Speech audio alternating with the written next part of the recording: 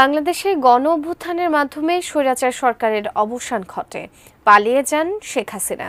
এরপর থেকেই তার ও তার দলের এমপি মন্ত্রীদের বিরুদ্ধে বেরিয়ে আসছে ক্ষমতার অপব্যবহার, দুর্নীতি ও নানা অনিয়মের চিত্র। তবে এবার হাসিনার মেয়ে সাইমা ওয়াজেদ পুতুলকে নিয়ে সামনে আসছে চাঞ্চল্যকর তথ্য। কি সেই প্রতারণা, জানাচ্ছেন ইশতিয়াক হোসেন। সাইমা ওয়াজেদ বাংলাদেশের সাবেক প্রধানমন্ত্রী শেখ হাসিনার ছোট মেয়ে। ১৯৯৭ সালে আমেরিকার বারি বিশ্ববিদ্যালয় থেকে মনোবিজ্ঞানে স্নাতক এবং ২০০২ সালে একই বিশ্ববিদ্যালয় থেকে ক্লিনিক্যাল মনস্তত্ত্বে স্নাতকোত্তর ডিগ্রি অর্জন করেন তিনি। পরবর্তীতে ২০০৪ সালে স্কুল সাইকোলজিতে বিশেষজ্ঞ ডিগ্রি লাভ করেন। শেখ হাসিনার একমাত্র মেয়ে সাইমা ওয়াজেদ পুতুল ২০২৩ সালে প্রথম বাংলাদেশি হিসেবে বিশ্ব স্বাস্থ্য সংস্থা WHO-তে দক্ষিণ পূর্ব এশিয়ার আঞ্চলিক পরিচালক হিসেবে দায়িত্ব পান।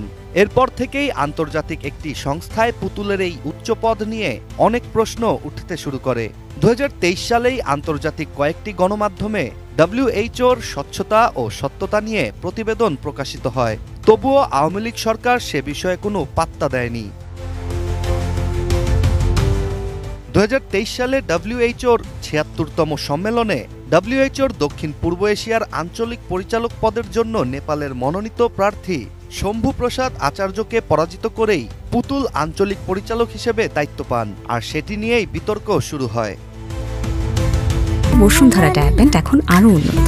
এই হট এয়ার থ্রো টপশিট দ্রুত শোষণ করে সোনামণিকে দেয় কোমল অনুভূতি।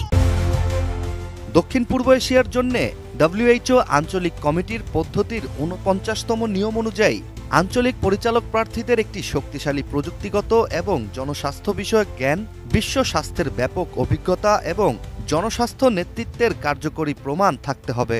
আর পুতুলের সাইকোলজিতে বিশেষ ডিগ্রি ছাড়া ছিল না একাধিক কোনো অভিজ্ঞতা। অন্যদিকে নেপালের শম্ভু প্রসাদ আচার্যের এই পদের জন্য ছিল প্রয়োজনের থেকে বেশি অভিজ্ঞতা। তবুও পুতুলকেই পরিচালক পদে বাছাই করা হয় একমাত্র শেখ হাসিনার রাজনৈতিক প্রভাবের জন্যে। স্বজনপ্রীতি ছাড়াও পুতুল যখন WHO-র পরিচালক পদের জন্য মনোনয়ন জমা দেন, তখন তিনি বাংলাদেশের পাশাপাশি কানাডার নাগরিকত্ব নিয়ে রেখেছিলেন। পুতুলকে তবুও ওই সময় বাংলাদেশ থেকেই WHO-র পরিচালক পদে মনোনীত করা হয়। দ্বৈত নাগরিক হয়ে বাংলাদেশের মনোনয়ে WHO-তে যাওয়া একটি নৈতিকতা বিরোধী ও প্রতারণা বলে ধারণা বিশেষজ্ঞদের।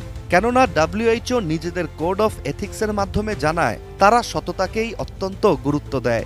আর দুই দেশের নাগরিক হয়ে বাংলাদেশ থেকে মনোনয়ন পাওয়ার বিষয়টি WHO-র সাথে পুতুলের করা একটি প্রতারণাই। এদিকে বাংলাদেশকেও দ্বৈত নাগরিকের বিষয়ে অবগত করেননি পুতুল।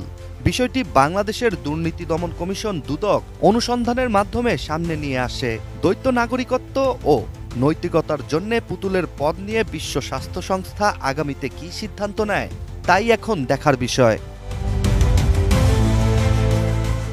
Ishtiaq Hossain, ATN news.